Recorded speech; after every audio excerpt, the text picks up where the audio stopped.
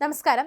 Vishwadeepthi multi state society തട്ടിപ്പിൽ മുഖ്യപ്രതിയും സ്ഥാപനത്തിന്റെ മുൻ ചെയർമാനുമായ മലപ്പുറം പയ്യനാട് ചിത്രാലയം വീട്ടിൽ സജീഷ് കുമാറിനെ പോലീസ് പിടികൂടിയത് സുപ്രധാന നീക്കത്തിലൂടെ.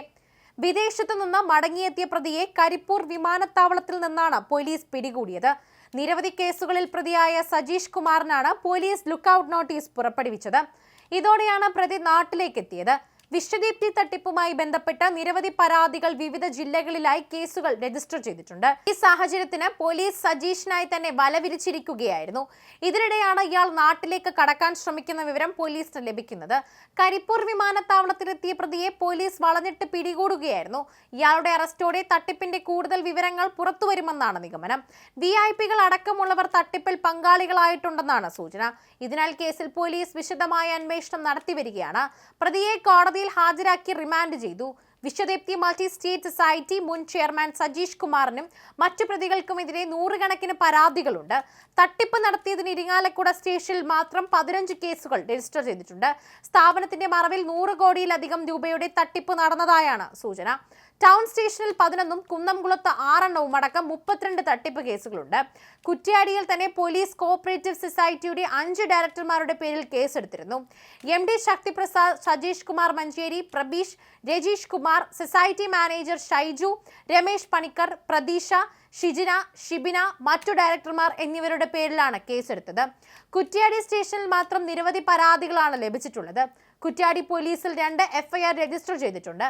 കുറ്റ്യാടി വടയം സ്വദേശിയുടെ പരാതിയിലാണ് കുറ്റ്യാടി പോലീസ് ആദ്യം കേസെടുത്തത്.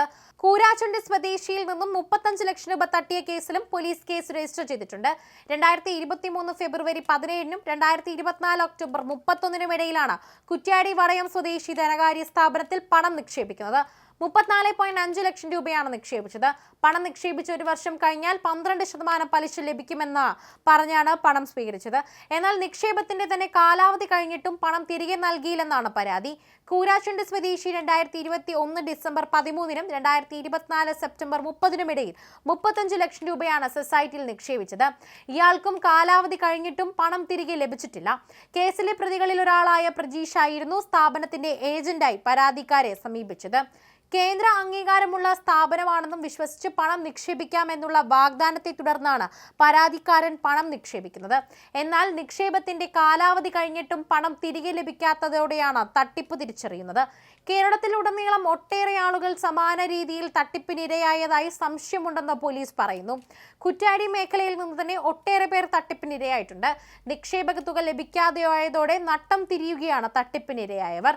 കല്യാണ ആവശ്യവും വിദ്യാഭ്യാസം ഉൾപ്പെടെയുള്ള പല കാര്യങ്ങൾക്കായി തന്നെ പണം നിക്ഷേപിച്ചവരാണ് തട്ടിപ്പിനിരയായത്. പണം നിക്ഷേപിച്ച കാലയളവിൽ പലിശ ലഭിക്കാത്തവരും നിരവധി പേർ ഉണ്ടെന്നാണ് തട്ടിപ്പിനിരയായവർ പറയുന്നത്. നിക്ഷേപക വിവിധ ജില്ലകളിൽ നിന്നായി 1500ഓളം പേർ തട്ടിപ്പിനിരയായെന്ന് സൂചനയിൽ പറയുന്നു.